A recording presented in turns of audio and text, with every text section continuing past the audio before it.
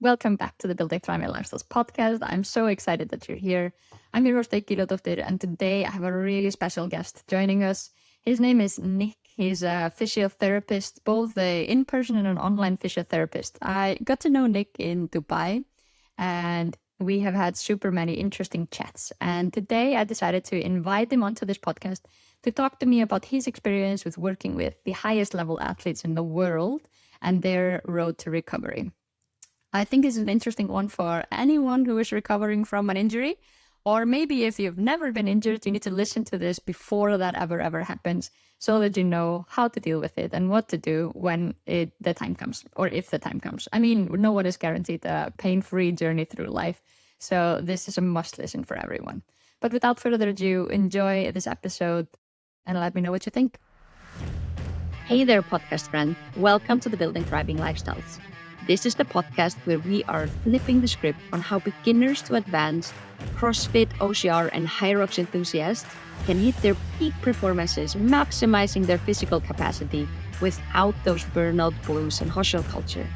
I'm your host, Eiki, and I'm here to bring you a blend of expert interviews, personal stories from athletes around the world, mixed with some professional insight as a certified health and wellness coach, physiotherapist, and a former elite athlete, now turned into a fellow athlete. Get ready for some deep dive into the art of crushing your fitness goals while embracing your self-care. This is your go-to spot for a kick-ass and endurance lifestyle. So let's go on a walk, drive, or clean your house together.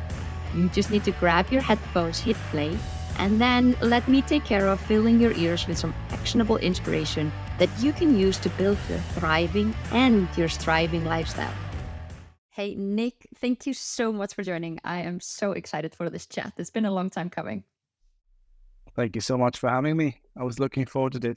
Yeah, we've been talking about this at beginning of December, maybe end of November, making this happen. And I've definitely been looking forward to it. Yeah, time is flying, right? It's like you blink, another week is gone. And a month, and even though January was long with 5 weekends, it flies. Exactly. I always feel like you have experience with the UAE, right? I always feel like it's worse here, but I guess in Iceland it's the same. Or does time tick slower there? I think now the past couple of weeks, because winters are quite dark, then it goes a little bit extra slow. I think winters disappear a little bit faster in the UAE because it's all the good weather, but time still flies. It's just a week gone by the end of it. But help me create a little bit of context, because I know you and I know what you do, but can you tell listeners a little bit about yourself? Who's Nick? What does he do? Nick, I am a physiotherapist by trade. I've been doing this for 20 odd years. I'm originally from Switzerland, been trained there as well, worked there a few years, did some postgraduate dedication in manual therapy through a university in Australia and a modular, format. I have been working there in private healthcare bit in Switzerland. Then love took me to Dubai when I met my now wife, when I thought I'm just going to go and check it out like everybody else and see how I'd like it. I was in 2006, and it was a pretty cool time at the time in Dubai, and I thought like everybody else, I'd stay 1 or 2 years, and it's been 18. So I definitely got stuck in the desert. I'm working in a private clinic where we are focusing on a multidisciplinary approach, plus longevity, plus all sorts of life hacks with sauna and ice bath and red light and the likes. And I have started, fun enough, before COVID, I started a remote coaching, remote rehab company, which was kind of, bit of a side hustle at the time. And then through lockdown during COVID, kind of luck forced me a little bit to push this a bit further. And I was quite happy that I was already kind of had thought this whole model out, but that was literally just the, I would say the momentum my company, came into proper existence, where I really started to take on clients and realized this is going to work. Yeah. So you were already started it? Like before COVID kind of happened, yeah. Yeah, exactly. Yeah, a few months before that, just with a few clients and experiment a little bit with it if that would work. To be honest, I stumbled more into it than planned, to be fair. And then also, at the beginning, I had people reaching out to me from the US, and I thought like, all right, well, how do you want me to do this? Right? And I just gave it a go, and it kind of worked. And I'm sure that we dive into this a bit later. We have pretty similar views when it comes to, active approach, and like you're the smith of your own destiny, and like what you do is equally, if not more important, what a therapist can do for you. And so it's, then during COVID, obviously, because we had total lockdown here, we couldn't even go. I mean, as a medical practitioner, you could go out, but literally just to see emergencies, whatever that means in our field, right? But I've seen very few.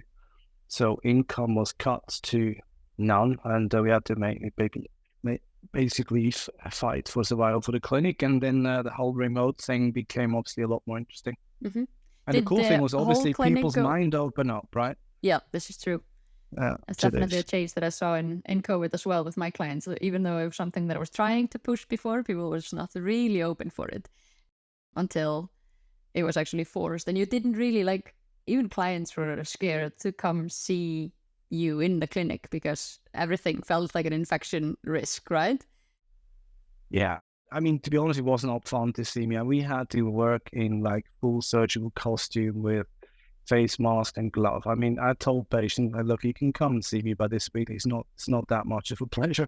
And, but you knew really what we're dealing with, right? And so deferred a lot of that to the remote approach, and people got open to the idea, and ever since it's been going well. Yeah. Was it the whole clinic that moved into remotely, or was it just you from within your clinic? Well, a few others did, right? But it's, this whole, they call it in the, this is quite UK biased here, this region. And so they all talked about telehealth, right? And I always said, I'm not doing telehealth, because telehealth for me was more like, people could give you a call and give them some advice and try this, try that. You'd be like, stretch like this, no, hold more, Yeah, exactly. And I was never interested in these live sessions, just basically tell you, okay, do this, now bend forward. That's not really what we do, right? That's again, making people dependent on you. For me, it was more like, I believe you doing or have done then and now all the time the same, right? It's like literally making a full-fledged rehab plan with videos. And I still use some of my YouTube videos from then, which are very much homemade, right? But actually, funny enough, clients love them. I have some even elite athletes who says I love those the most because they're really genuine. But you just had to pull out your tripod and go. And so the idea was not. I never was into doing live sessions. More like doing it like we do in our chat, talk about the problem, trying to make sense of the problem, then come up with a plan of attack. And that was a long answer to a short question. Like, I was the only one who did this, as far as I know, but I had a lot of my colleagues who then, said, oh, we could maybe do online consultations. And there was some resistance from some, said, well, how are we going to do that? And I'm going to charge people for that. And so it was, I think everybody just kind of did their own thing, and some felt more comfortable than others with it. Is it? And you have kept on going with remote coaching after COVID. It's been yeah. I have, because again, this is not something which was an idea that came out of COVID. It's an idea I had before and already kind of proof of concept. And it was never my intention to stop with this, because my intention to build this. So COVID actually helped in many ways to, again, open people's minds and see an opportunity in that area. And but what are the kind of, if you were to compare the results that you get with a client that you work with in the clinic, because I know you're still working in the clinic, versus results that you help someone get through remote coaching, what's the difference between the two? Yeah, I mean, I say that often to my clients. I think actually the remote approach is almost superior to the in-person. Now, my clients for the clinic, they might disagree, right? Because they say, yeah, well, how are you going to do release a trigger point? How do you get a fascial stretch? And all this? Of course, it's nice. You can do also show people in person exercises. But ultimately, the success of solving a problem lies in what's the carryover into people's activities, right? Like the change you make to your lifestyle, to your training routines, to your warm-up routines, whatever it may be. It's like I use in the clinic, let's say I use my manual skills because I'm a manual therapist. I still love my manual skills. I believe they're good, but I use them more to show people that can actually change the problem. Let's say, so I had recently a patient who came and said, like, I can't turn my head to the left since about 5 years, right? And obviously totally hopeless. But that's not the problem. She came in and said, we can actually change that. It's like, yeah, but it's so long. I said, yeah, well, what have you done about it? And so basically I use my manual skills. I treat it as like, oh, wow, this is the first time I turned my head. And I said, that's not going to stick, like, yeah, go it home, lasts for 48 drive hours. home, driving out to Abu Dhabi, show your husband, it's going to be gone. But if you do those few exercises, you may maintain, let's say, a certain percentage of that. We might do this again. And if you do X and Y and Z, we have a real chance to change that because there's some structural restrictions. And so, again, I mean, my treatment helps more to get people on board. And then afterwards, what they need to maintain is the change they make. And in the remote thing, you don't have that joker up your sleeve, right? So they want you to create something else. And I use like self-release techniques. There's techniques I can release and neck yourself, or a trigger point, or a fascia, or a mobility exercise. And then you try to bulletproof that with certain accessory work, accessory exercises. And so you need to create that kind of wow effect.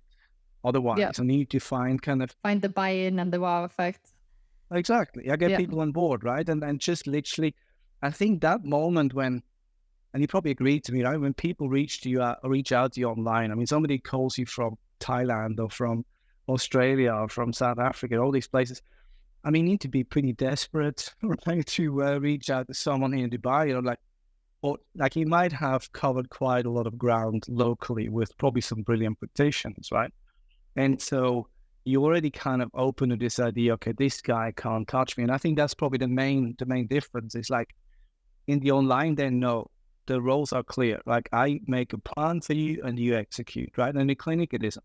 Because in the clinic, you're always at that danger of drifting off, oh, let's do a bit of soft tissue release, or let's just crack that back. And oh, that's so great. Can I come back next week? Yeah, and there's like tradition around it. It's like a ceremony almost of a sort. It's like, you come in and it's nice and everyone knows what's going to happen in this, kind of time frame. And the danger for us is you can get comfortable in this, right? And it's like, it's nice and you can chat. But ultimately, nobody leaves my room without an exercise, at least one or two, right? Yeah. I do. Session number one is always a bit packed, right? You need to figure out the problem is, you have the anamnesis, the interview, then you do a bunch of tests. Then I'm trying to show patients, look, test, we do something, retest. Oh, wow, ideally, right? This just changed.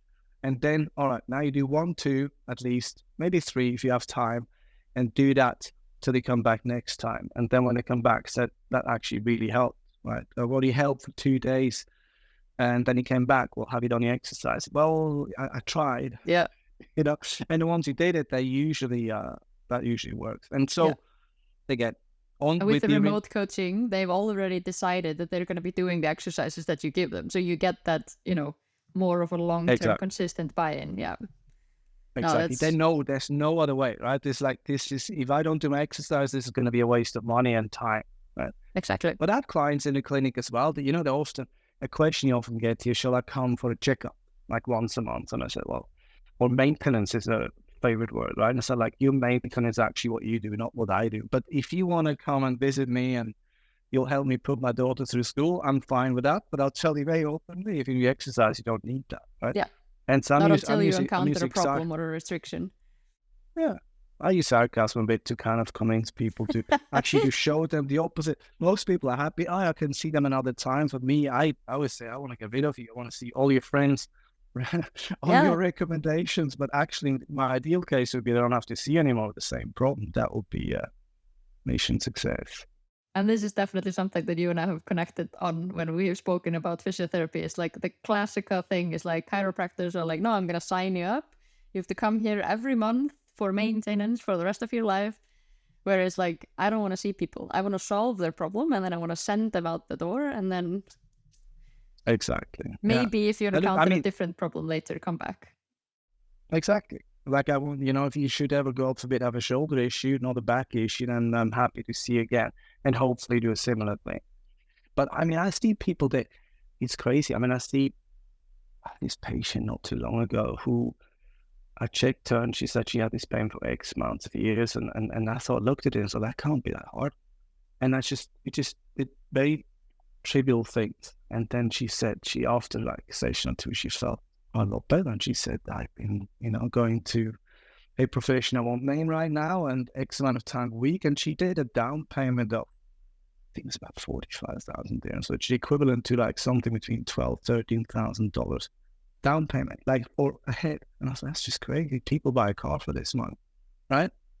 But and I mean, health that makes me angry. That makes me that pisses me off royally. And it is something that I like. It is not talked about enough, but manual treatment is a business plan.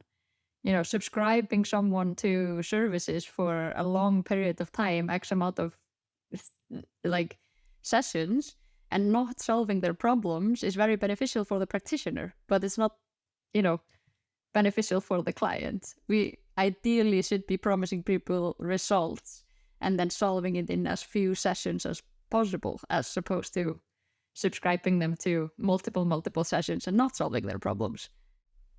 Exactly.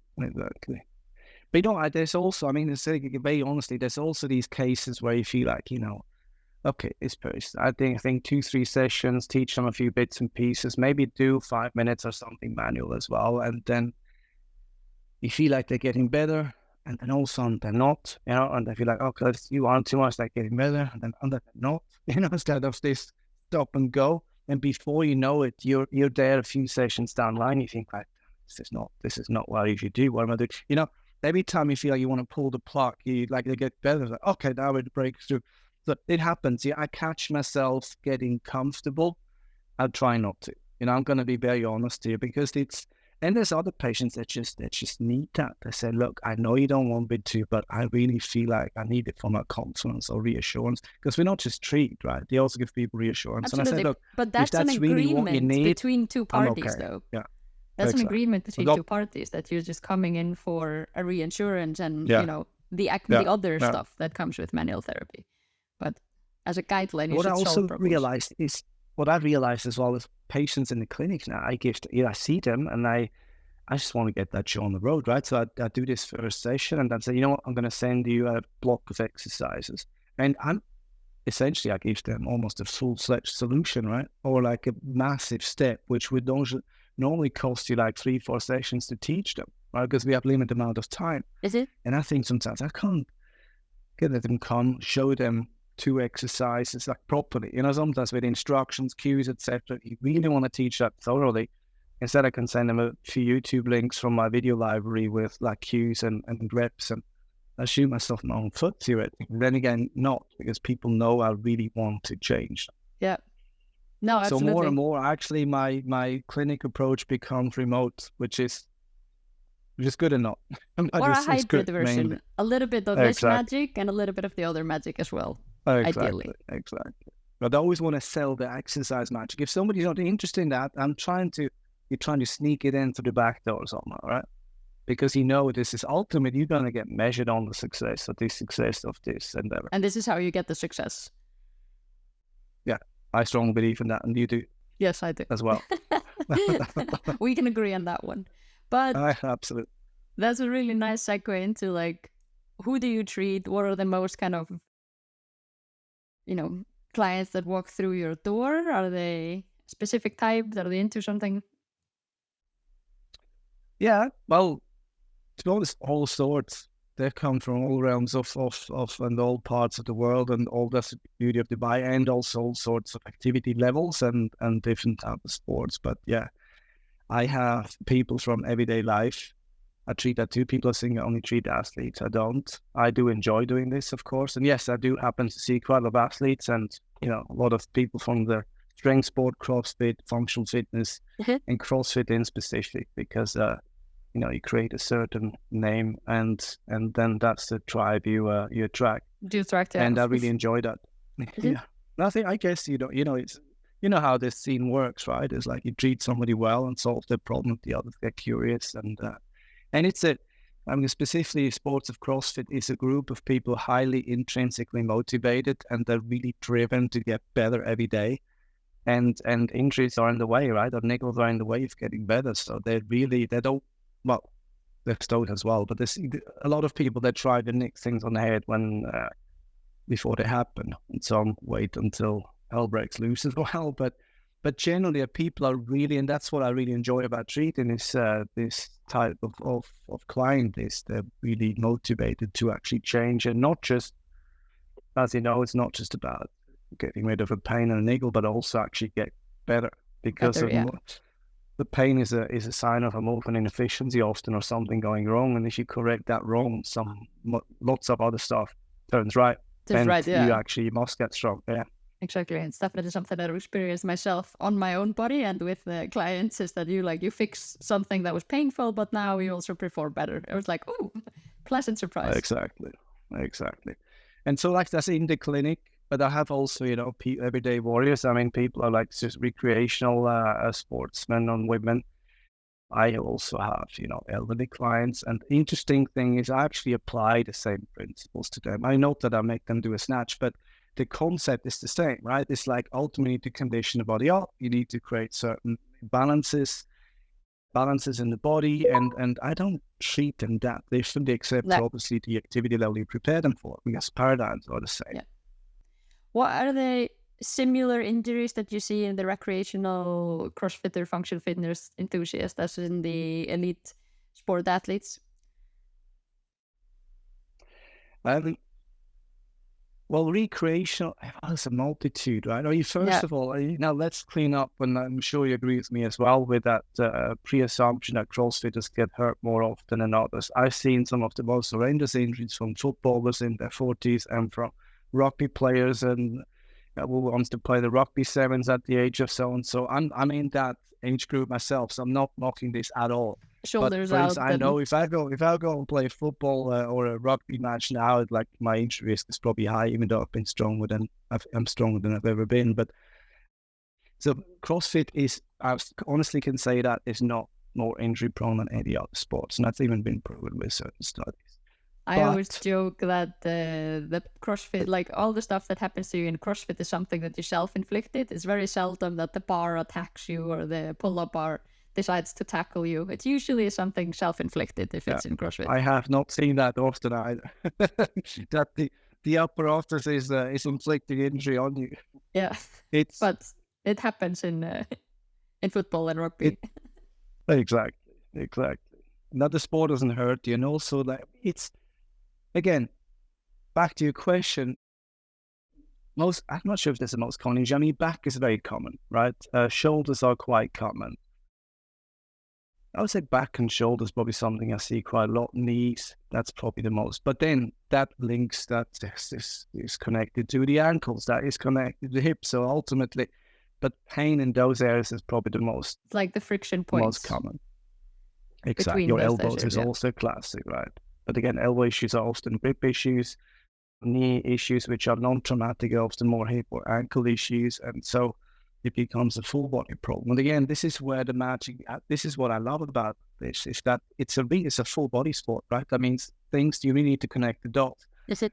And ultimately, again, something that starts with a knee problem, also if there's a stiff ankle, the hip rotators not firing the way you'd like them to, or they're not responding the way you want them to in a certain movement.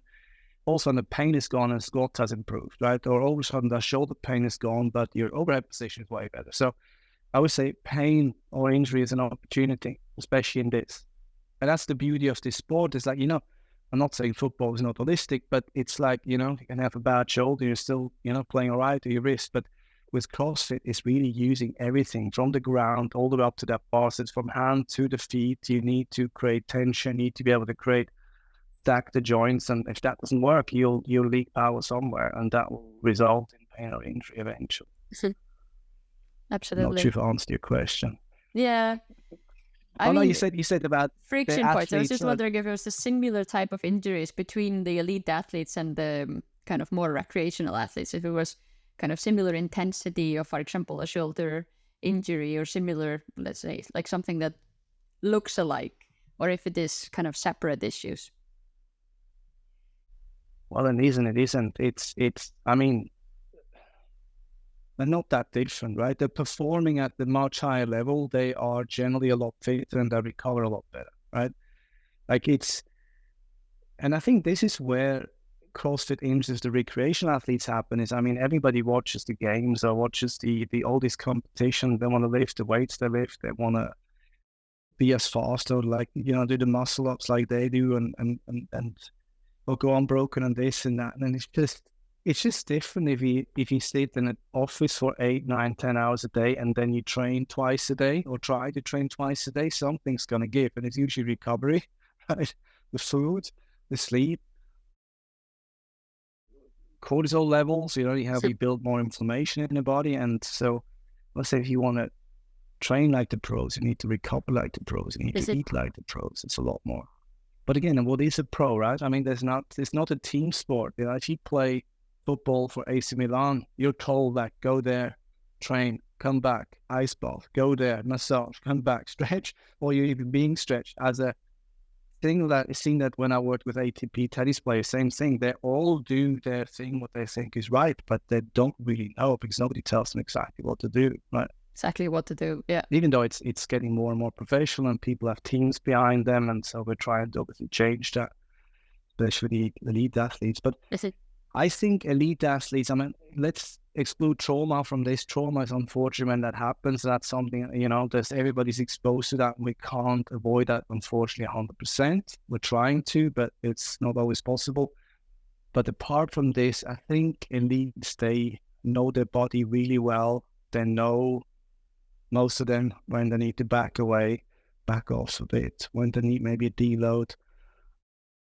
And if they don't, that's part of what I'm trying to teach them, like, auto-regulation and also a bit like, it's okay. You can actually skip those 2 exercises because they don't feel good in your joints and you don't have to feel guilty about it. You're not going to like lose nothing's going to happen. A huge amount. Exactly. But there's a lot of guilt involved in this. And I think this is also important. It's one of our roles is to say, look, you probably do yourself a few guys hungry if you don't do that right now, then rather if you do that. And so I think they're a bit more susceptible. And I think so. Yeah. My experience is they come earlier.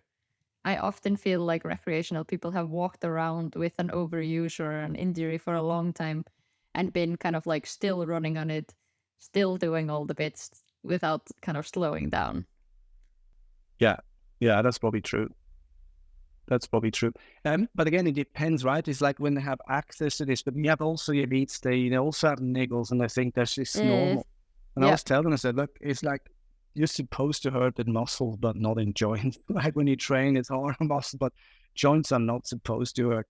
In exceptions, right? You're in the event 12 in the CrossFit Games, well, sometimes you're going to have to clench your teeth and go through. But in training, that's and competition, that's not training, Yeah, exactly. It shouldn't be like that. And so when they have access to this, I see this when I see somebody who travels through and they want to come and see me, and any other, they come, let's say, with a shoulder issue, and I said, any other niggles? Nah, not really, like back. Yeah, a little bit in the back. If they mention this on bus and you realize they have actually some major imbalances, then so look, we can actually fix that. And that's how you get people on board as well. It's like, oh, wow, that feels actually better. Didn't know that's possible. But athletes are like weird because, the VAS scale for pain. Like if you ask an athlete, like, does this hurt? They're like, no, not really. But like for a normal person, that would probably be like above 6 on a VAS scale. But the athlete is just like, it just hurts a bit. So, Especially CrossFit athletes. Pain is very relative. Very relative. Exactly. Yeah, exactly. Pain is anyways objective. Or the same thing is with, like, if I teach somebody, let's say, teach somebody a stretch. I mean, you don't have these clients that like, I don't feel anything. There's nothing stretching. Okay, let's define stretching. What stretching mean to, like, I take somebody and I go put them in a position where I just feel their glutes and it's solid. Stretch, yeah. I feel like a full hard stop because I don't feel anything. You say, come on, you're not numb. But then you realize they have a totally different perception for it. Exactly, of what a stretch actually is. And I feel like it has to hurt. Those said, like, no, if you're a muscle and I stretch you really, if I pull on you really hard, you're going to resist me, right? It's like, just, take it easy. And then you build more tension as yeah, opposed to more length in that given muscle that you wanted exactly, to stretch. Yeah. exactly. But you mentioned it as in terms of like if someone is listening and then dealing with a little bit of an ache or a nickel, when do you advise that people push through pain, or it's okay to continue your training with the pain, and when not? You mentioned not in the joints, more in the muscles, but are there any other kind of advice that you can give a person that's dealing with an ache or a nickel? I mean, it was a very general thing, right? In the muscle, some pain in muscle is not okay either, of course. But if it's like a stimulus you're trying to create with the exercise, obviously the muscle's supposed to hurt a little bit, right? Because of the training effect. But well, that's a tricky question where to start. I mean, there's again, you say the VAS, right? The visual analog scale, which is very, very relative. But what's the discomfort? What's the pain? Like discomfort, I usually say pain like sharp. You go over it like sharp It like is this. This is like never a good like a thing. It jab or a doesn't mean stab kind of thing. yeah, Mhm. but it doesn't mean you have to tell between your legs to go home disappointed. That means all right, let me see a bit. Let's drop that barbell. How's that moving? Okay, Yeah. movement is okay. Let's see, do I'm a little bit stiff. So the first thing you looked at, do I need to maybe warm up a little bit more? Or do I have certain mobility exercise I can prep? Is my overhead range actually ready for what I just would like to do? So you would apply that, try it again, maybe more controlled movement if it actually feels okay. And then you go back and it feels fine. Okay, don't push through, but you literally just fix it, right? Or generally, I would say if it's a strong pain and like at the upper 30%, I would not ignore that in So general. above 7 on the kind of 7 out of 10 pain not, kind of thing. Put myself in a dead end there. I don't actually like to quantify it that way. It's more like if you have a pain, let's say you feel it's tolerable, very much tolerable, like back off a little bit. And if you do a few reps, you feel it's actually getting better. That's something, so, okay, this is getting better with movement. That's something I can probably push through. Yep. I don't usually recommend to push through. I just say drop that barbell or jump off that bar. Do something to kind of release those structures around it. That's where those self-treatment techniques come in super handy. That's what I'm educating my clients heavily on, that they become resourceful, right? They need to be able to help themselves. I mean, my one-on-one clients, they have me on WhatsApp. They could shoot me a WhatsApp and I will, within reasonable time, answer them. And maybe not in that minute, obviously, when they're like 10 hours time difference away from me. I just got really nervous there for a second on your behalf, but that's okay. I'm glad you have some boundaries on the WhatsApp as well. Yeah, no. I'm not 24/7 available there. But it's one of the advantages that you're kind of, within the 24 hours, you should get an answer. But the idea is to educate people on their own bodies, learn how to read their own bodies and know, okay, that's a niggle. I don't have to cry, or I don't have to go home disappointed, or throw the barb on the corner. I can actually do something about it. Yeah. So my triage plan is always this: if something hurts, for instance, check, like, am I doing this right? Is my form correct? If not, you correct it. Does it feel better now? Okay, cool. We'll continue, right? If you feel now, I'll do this impeccably well, can I do something about the pain? Then you apply those tools you learn from either already, or you learn from me, or from whoever takes care of you. If when a retest it feels better, we go on, right? If that still doesn't help, I feel like I did all my tricks, all my aces up my sleeve don't sting, then I would say scale, right? You try to change the exercise. What creates the same stimulus, right? So I don't know, if the squat hurts, can I maybe like elevate my heels a bit? Can I do lunge? Can I use a goblet, a kettlebell instead of this? Maybe not for heavy stuff. I'm just freestyling it. Or can I restrict the range of motion, or drop the weight, right? And do a set a little bit lighter. Does that feel good? Yes. All right, we'll continue. If that doesn't feel good, I say, like, you know what, today let's do a different exercise, right? As you said, maybe we can create the same stimulus with a totally different exercise. And I think but that's just the niggles. There's a completely different category, and there's totally different rules, right? There's trauma, and trauma is very, very different, right?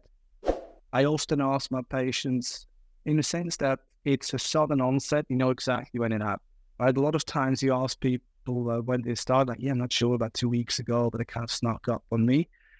Trauma is different. You know exactly on the 5th of February, I did back squats, second set, third rep, something went in my back. Yeah. And nothing has felt the same anymore since then, right? That's trauma. I think that doesn't necessarily mean damage, but that means, okay, this is something the body clearly says, that's it, stop, right? And this is something you should never ignore, I think. Still, same rules apply, right? You could say, okay, form is kind of out of the game, but with my triage plan number 2, you can still see, can I do something about it? Can I, maybe it's just a back spasm. If I keep moving, that spasm doesn't turn too bad. And can I maybe continue training, but with more movement-based stuff to make sure I don't carry this injury too far? And sometimes that's just a no-go. I can't move, right? Or shoulder, right? Shoulder injury, and you feel like something snapped in there, which we hope that never happens. But that's a totally different category. That's just stop, right? Don't push through that. Don't push through that. Exactly. No, I agree with that. If there's a weird sound or like a really sharp instant pain, that is kind of like a turn it down. Yeah. Can happen too, right? We all have that. You lift it out, you just reach for your water bottle. Oh God, sharp. That's not trauma, right? It's like it needs more than a water bottle. But I mean, with a significant force, something, and then it's not recoverable. It's almost you can shake it out and I'm okay again. That's different, right? But trauma is literally clear onset, that moment, and afterwards nothing ever felt the same anymore. That's trauma. That's usually can be linked to a tissue damage, but some does not. Some is just something really upset, like a tendon flicked, and yes, it's going to go straight into inflammation. Absolutely. Really interesting studies. There was a guy who studied with me physiotherapy in Copenhagen that has done a lot of pain studies on like whether there is actual tissue damage or not with significant amounts of pain. And it's very interesting. I just came to think of it when you said can be tissue damage or not. Our bodies and brains are not very good at differentiating whether there is actual tissue damage or not. Pain has nothing to do with that level. It has so many factors which play into this, right? Well, actually, your previous experiences, like people had a similar thing, and like there's so many emotions linked to this. Yeah, it's like a snowball that is like. Yeah. You can fill a whole pot. I used to work in chronic pain and a lot in like pain management of real chronic pain patients and pain science. So we could fill around 3 podcasts on that. But the main message here is for all the listeners is like pain doesn't equal damage, right? No. A lot of people associate pain with damage, and know it's like a famous thing, but it's really not the case. But pain can just as well be movement inefficiency or friction. Yeah. Not actual damage. Yeah. Exactly. I mean, pain can have a multitude of reasons, right? And it's influenced by so many factors.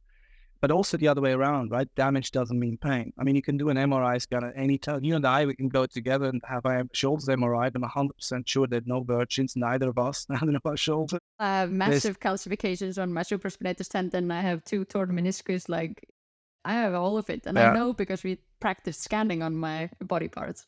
So as I was competing at the highest level, they were saying, you have calcifications in both your shoulders. And I was like, cool. Like, it doesn't stop me from doing anything. But you know how to take this, right? Our patients on us don't. I like, oh my God, calcifications, can't lift my arms anymore. And you're just like, yeah, whatever. There's about 60-70% of people my age have that too. And that's actually real numbers, right? It's like way above 50% of people above the age of 30, and then increasing above the age of 40 do have, but don't make it too old just now. That's okay. I am old. That's why I'm retired from sports. Yeah. No, I mean, me too. I used to play handball intensively, and you know that very well in Iceland, that sport. It's pretty physical and very injury intense. And I think I should put my injury list out on Instagram. Will probably make people feel better. I think just for fun, because people are like, wow, you had all of this. I had a lot of stuff. Exactly. It's one of the reasons why I'm in what I do.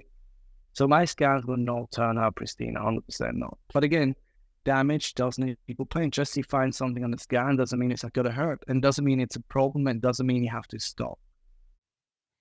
Nope. That is such a good, valid point for people that are looking at their scans and feeling scared. Yeah, it can mean that you have to stop, but in a way that's like you have to create context, right, between what's the presentation of something, what's the scan. That's the scan, exactly.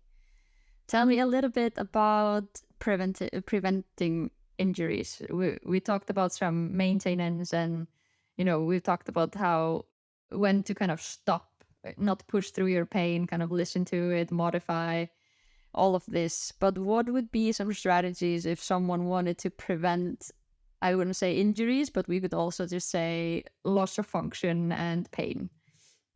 It's a big Put you on the topic. I spot. mean, Yeah. it's a bit the same what gets you out of injury and pain, right? You just kind of follow that path continuously because, as I said before, if you have a movement dysfunction or inefficiency that can lead to pain, you get rid of that inefficiency, the pain not only goes away, but the function improves. And I think when people notice that, oh wow, I'm not just have gotten rid of my pain, I actually perform better. And that's not just for athletes, that could be anybody. If you're like, I haven't felt that good in a very long time, not just pain is gone, but actually, I can tie my shoelaces without moaning and groaning now. Or that could be that I get much deeper in my squat now than I ever been before my back injury or knee injury. It's the idea is always that I always try to create opportunity in an injury and to show people like, there's a reason why you had this. Again, trauma excluded now. Sometimes it's not excluded, but often. But, you have this now, so that's status quo, that's how it is, and what do we make out of this to make sure you actually grow from that? It sounds like a Hallmark card, but it's true, right? It's like, how do you actually get better? You also have functioning body parts, which you can strengthen. You can actually create the weakness you had before. You have now the opportunity to create a strength out of it, yeah. Or athletes in particular, right? With athletes, it's... I deviate a bit. I'll come back on the preventative part, but it's... the prevention, yeah, I'm putting a pin in it. Go. But there's when you perform at a certain level and you have pressures from sponsors, etc., you don't have the luxury sometimes. If you tell somebody, oh, you're going to have to work on that little muscle there and work on these connections from the feet upwards, you just don't have that. They don't have... You're not open to this idea, right? But if you're grounded, like that's it, you're injured. And like now all of a sudden you look, okay, what can I improve? And there's an opportunity. And all of a sudden your mind opens up to that, which now I'm making the loop into prevention. When you realize, oh, wow, actually that had nothing to do with my injury, but I improved this in the time I was injured. Then your mind opens to, I can work on a lot more stuff, which doesn't hurt me, but may not be so efficient or may have been a nickel, not a pain. Yeah. Right? So prevention is basically to put your focus and emphasis into moving really well, to like not allow yourself to just get sloppy with it and run with super bad technique, because that might catch up with you. Is that what I'm kind of hearing you say? If we talk about someone who is healthy now and wants to avoid getting to the point where they are, regretting that they continued with bad technique and created that friction that caused them pain? Yeah. Absolutely. But that takes a very perceptive patient, right? Yes. Like, unfortunately, most people need a little nudge in a shape of pain or a niggle at least to get better or realize they lost a certain function. Like somebody realizes that, yeah, I do struggle with putting my socks in the morning. Maybe I should do something about it, but it doesn't hurt. Anybody who has been athletic, happened to me in my handball days sometimes. Like, this is pathetic, I'm young and I can't do this, because it's just you get up every day and something hurts, because it's a pretty abusive sport. And realizing at one point it doesn't have to be that way. No. But in general, for prevention, I think that being supple and being strong, like you instantly move better if you're supple and strong. It's just a fact, right? I have never had a patient who came to me and said, listen, I'm way too strong in my legs. I want to get weak, right? It just doesn't happen. Strength is always a good thing to have, but then people confuse it and they say like, oh, but I'll be as big as you. It's like, it's not about this, it's like strength and size, that's not the same thing, right? You're a great example today, right? When I see the weights you push sometimes, like unbelievable, right? So it's not like you don't have to be relative to massive, body weight, but not too big relative to everyone else. No, well, yeah, no, but you know what I mean? Like, I don't mean this, I mean this as a compliment. Yeah, I'm just joking. But a lot of there's still that stigma attached to this, like, yeah, but I want to be... I had this morning a patient, she said, so what's the best rep range for me to train to get stronger? But I don't want to get big. I said, don't worry, that doesn't happen by accident. Unless, dial up your nutrition massively, you're not going to get big. Yeah, but I don't want to be... So the 8 to 12 rep range, that's, it's 8 to 10 bodybuilding. Yeah. So yeah, but, the body needs the energy to build that mass. You're going to get strong, so don't worry. It's like you're just going to get really toned and really strong, and that's a good thing. Exactly. And anyway, what's wrong with getting a bit bigger muscle? I think it's It's just you to celebrate what your body can do, and that your body has the ability to get better from within.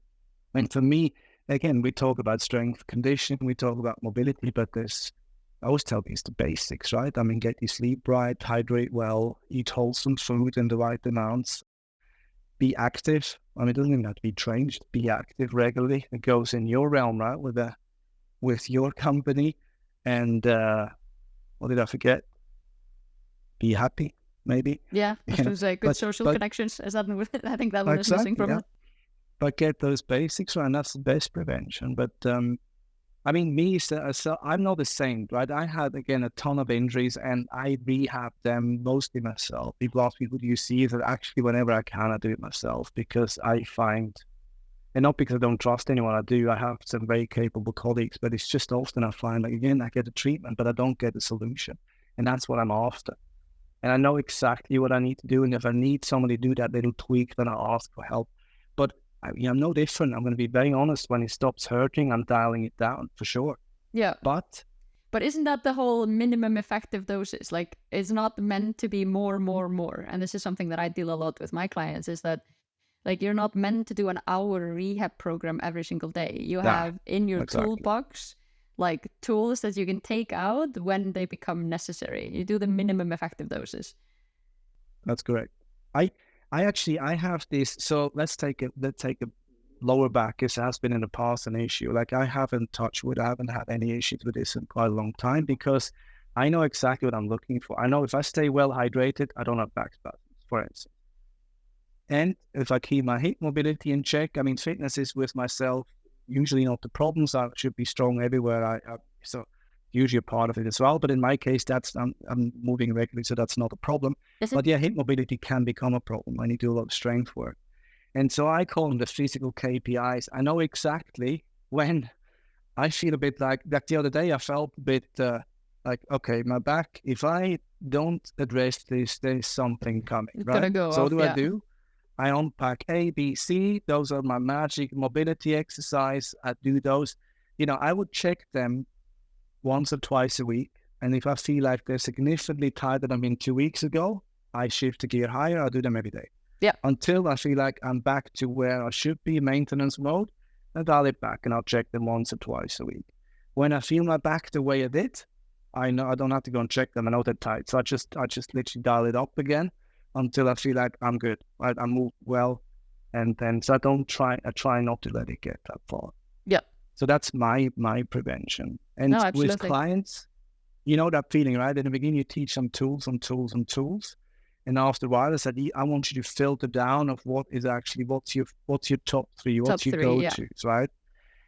And my favorite part is when in a program, after a few weeks or months, you can write A on the program, self-directed, tissue prep, mobility, right? Like, do whatever you feel is necessary to get you to the point where you can perform. Yeah. Absolutely. And I deliberately do this because I want them to start picking and make choices and know themselves. And not Nick told me to do this. I want them to choose, this and this and this helps me best, because that's what stays in your mind. Intuitively, they know once they have been trying it for some time. And of course, sometimes you have to test a lot of different things to find the kind of favorite exercise, but like, which ones are your favorite ones. Yeah. Or when they haven't spoken to them in a while, and then I say, like, I had this niggle, but then I decided, it could be my tibial rotation, it could be my talus mobility, and like, wow, you shouldn't really know those expressions, but I'm really proud of you that you actually results. That you can do it. It's like I created a monster here, but at the same time, they become resourceful, right? And that's a good thing. But that can be a good thing for some people, but I think for a lot of people, that can also just be overwhelming amount of information that you don't know what to do with, because there's nothing you can do from sitting down to like fix your tibia rotation. No, yeah, exactly. Even as an osteopath, it's definitely something that I've gone through where I'm like, just don't overthink this. Like, don't start thinking about the position of your bones right now. No, that's exactly. not going to help. No. It's not like you don't want to be in a stance and think like, right, my knee is totally rotated. No, of course. But it's more like, again, system check, right? This is well, like it again in a warm up, it doesn't feel right. Then learning, okay, actually, if I do this, that's going to set it right. It's perfect because that keeps you peace of mind. So developing your own little list of kind of prevention toolkits that you can then swing forward is also one of the parts of preventing that it actually develops into anything that is not so Exactly. Exactly. And I think more importantly, and this is, I just had this discussion with the client good. Is it? the other day with one of my remote athletes. And, you know, I don't know how you feel about this, but like when I have a new remote client, they always expect, all right, he makes me a program, send me my program, etc. And I was telling them, it's like you hopefully realize by now, it's like, I'm not just the guy who makes you a program or a protocol, because it goes way beyond that. Again, it goes, you're the person who explains somebody what's wrong, because this is one of the biggest value, right? Like the key is when somebody comes with a niggle, like, so what's wrong with me? They want to have an explanation. And quite often, shockingly, they're not giving an explanation. I tell them, it's like, look, this is my truth. This is what I think is going on. And we're going to try, based on that thesis, we're going to try to make a plan of attack. And if it gets to you better, that's proof of concept, right? If you feel like, okay, that helps, but that doesn't, okay, it's out. Let's put it like a Lego box. You plug and play, right? You take this out, you put this in. How's that? Oh, that's much better. And you dial this down like a funnel until you feel like that's it, tailor-made solution. But so the idea, the value is not, that's the program, but then the explanation you give, the reassurance you give. Quite a lot of times people say, like, oh God, I have this in my training, my knee started hurting. Is that a problem? Like, this is not a problem. It's fine because X, Y, and Z, and it's very normal. Okay. And it hurts less, right? Yeah. A well-informed patient hurts less. Yeah. And reassurance is making like realizing that maybe my ankle bone, my hip, and my back is not that unrelated, that I don't have 3 but 1 problem, right? Yeah. And if you address this correctly. And so I think what we're providing, both you and I, is I would say I'm not a provider of a program. You can stock that off the internet somewhere. Like, I'm somebody who really gets, tries at least, get build confidence, inform, educate, and ideally, again, create somebody who becomes resourceful and self-sufficient with this kind of stuff. If something goes like this happens again, or, like what we said before about trauma and pain, right? You can apply that to different part of your body. So what works on my back might apply to my shoulder as well. That, okay, it hurt, but it's not the end of the world. But let's take this seriously and look at what's actually going on here. And ideally, kind of a self-screen. Did I hurt myself? No, it wasn't really a trauma. I started slowly. Okay, if I move it around a bit, does it get better? The idea is, okay, it's okay to push through. That's when you've done your job, right? Mm-hmm. When you've educated the person to be self-sufficient and what do you call it? Empowered. That's the word, to deal with their injuries. Absolutely. But also just take away fear, right? It's like also like pain is always linked to fear, especially again with everyone, not just athletes, but athletes, that's their job, right? If they not well, then everything is at risk. So there's a lot linked with fear, and can you be able to truthfully say, look, not just athletes. I see some of the worst fears when people just think that now they are this person with back pain and they're never going to get better. Like, whether it's an athlete or not. Yeah, that's correct. Yeah. But it's like, it's an existential fear, or it's just a fear for to be in pain all your life. But again, if I have a crippling problem, God forbid, it's not good for me either, or for you, right? No. Well, we do remote, so we could still do it, but it's a factor of moods for sure. Exactly. It's for everybody. But anyway, pain is linked to fear, and be able to mitigate that, I think, is an essential part. We're coaches, right? Like, we're not, I say, not therapists, we're coaching people. And coach is not necessarily linked to strength and conditioning. Coaching is also mental coaching, is psychological coaching, is reframe stuff and say, okay, this is a problem we have a tear here, but look, it's going to take you 6 to 8 weeks. We used to 6 to 8 weeks to do X, Y, and Z, build this around that. And you're going to come out of this and you're going to be fine again, right? This is going to be stronger than before. Reframe that instead from, oh, it's a disaster, to, okay, it happened. Let's be sad about this for a moment and cry. But then take 3 minutes. You stop. Be entitled to do this. Or some takes a few days, that's fine. But then at one point you suck it up and say, right, now let's see where we are and what we can do every day. Yeah, reframing and bridging the gap where you're like, this is the healing time. In the meantime, we can do X and Y, kind of helping them put a dot in in the line at least, or a little Exactly. And gap in it. there's always something you can do, even if there's a desperate situation, and there's always something you can do, right? Even if somebody gets a pretty disastrous diagnosis, you say, okay, but what can we do, right? Right now, yeah. What can we do? Is it's just a small thing, right? If it's a different body part or with this body part, that's why sometimes I find it upsetting when people say, "Our doctor told me I have to wait 8 weeks." Like, why? Right? It's like, okay, I understand that like it is a fracture, we can't move that now for X, Y, and Z, but there's a whole lot around it we can. And this is all Do stuff, 3 oh other shit, we don't limbs. have to do. Yeah, we don't have to deal with shit later, right? Like we get rid of this now so we can focus when we can use this structure, we can do that. And we've kind of talked about it, we've kind of not. What are some of the attributes that you see in anyone that you're training that kind of help them a little bit more to accelerate their recovery process and get back to sports? And what are some of the attributes that kind of slow down the process and might be not so good to have with you?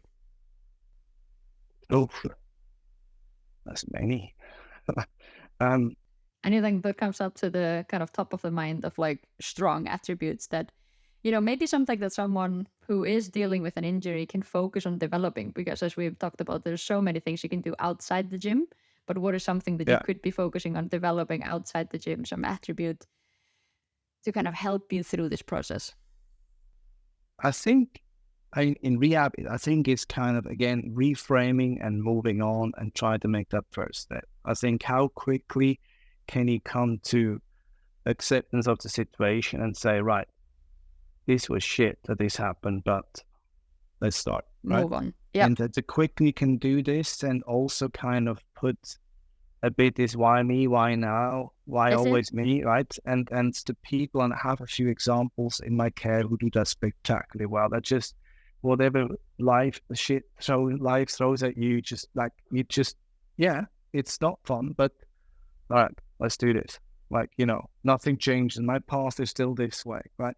That's a very, very strong character trait. And that's not easy, right? This is something, I wouldn't say that's something you have, you don't. I think you can develop this, but it's develop just... it, yeah. It is a conscious mindfulness decision to, get out of the victim mode and get into the kind of more empowered place. Yeah. To say, challenge accepted, kind of.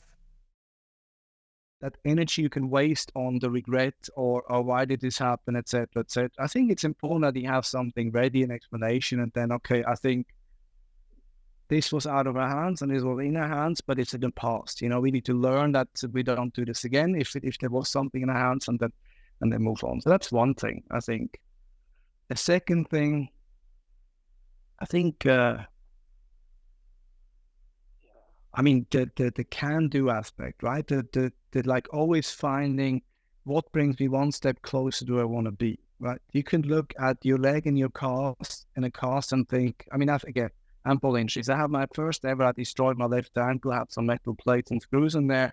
I was in the gym a few days later. I trained my right leg, which, some people would say was stupid. I thought like, no, why not, right? My right leg, I was on a rower on a skateboard with the other leg.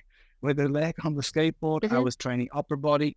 I was there with crutches and just thought like, well, let's get going.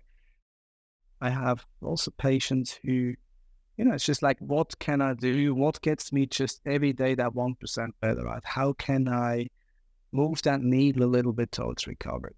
Yeah. So that like process-oriented approach, like I'm going to achieve this in 5 years, but right now I can do these tiny things that will bring me just that little bit closer, just tiny little habits. Or there's like massive habits as well, which can usually there, right? It's just, and have a bit of a plan ready. And I think that goes then hand in hand with, as in the case of my clients, I always tell us like, communicate, talk to me. Like, I don't know what you think, I don't know what you feel or how you feel unless you tell me.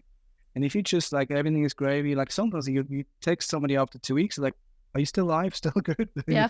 Are you breathing? Still breathing? Because the idea, oh, good. But then when you actually say, can you, let's say, show me that drill or this drill, and then you see it like, you may be doing for 2 weeks something slightly wrong, we can optimize that. So communication is important, and that could be communication about how you're doing, or fears. With your coach, with your whoever is in your kind of support network.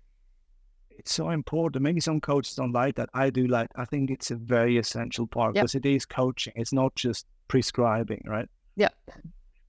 And in general, I think in athletics or coming back is also a bit the dealing with pressure, right? And that's something which is really, that's a tough one, right? How do you handle pressure? As a therapist, the same thing, by the way. Right? It's like, how do you handle it? As an athlete, you know that how do you perform on, how do you handle pressure? That's the difference between like somebody who's really, really excels at what they do and somebody who's good at what they do. And this in therapy, it's the same, right? It's like, it's okay. It seems like an overwhelming amount, but I have to start somewhere. No, absolutely. And the funny thing is about this whole mental aspect of it is that I've definitely, through my athletic career, trained with people who are a lot more gifted in like physically and like could beat me in every single workout, but they could never handle the mental pressure of actually processing up towards a competition with the kind of amount of pressure that happens in and around that. So I would definitely agree with you that the fourth one would be how you handle kind of the external pressure of a comeback or a rehab process. I think most of the games, right? Most sports, they are played in the head, right? 80% You train of them at least. Yeah. In the head. Most of them, right? Like you prepared. I mean, you train for this, right? You are ready. Like you are as good as anyone out there. But like, can you, if you self-sabotage, and that's I mean, I'm saying that so easily, right? We all falter in certain pressures, but this is, I think that's the difference between a champion and not, right? But that's the But I think it's also about realistic formula. pressure. It's like some people, even though they're good at handling pressure, they put themselves too short time frame to come back from whatever, like putting unnecessary pressure on the rehab phase. Yeah. You know, expecting to be a champion in the first competition back, or, you know, whatever that might sound like. Whereas like, you know, after a big incident, you need some kind of like a realistic, you know, series of events, some micro goals along the way. Exactly.